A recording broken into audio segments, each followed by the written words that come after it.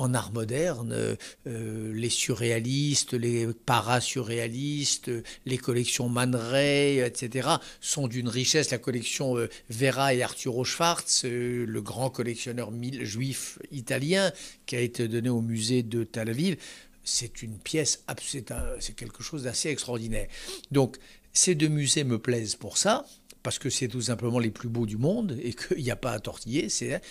Et puis, je dois vous dire que comme le militant en moi, même dans une affaire comme celle-là, qui, qui est où je suis un peu en retrait par rapport à l'actualité politique, où je reprends mon souffle, où je recharge mes batteries métaphysiques, mais le militant en moi n'est jamais totalement en sommeil.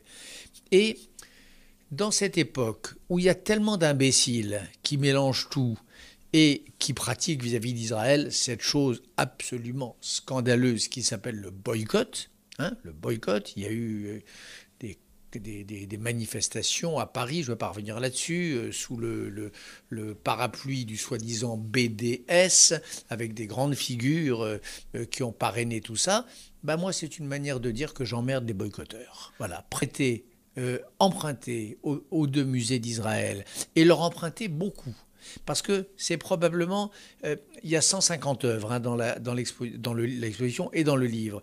La plupart viennent d'un prêteur. Il y a 150 œuvres et 80 prêteurs. Donc par définition, chaque prêteur a prêté une œuvre. Sauf les deux musées d'Israël qui sont les plus gros prêteurs de mon exposition.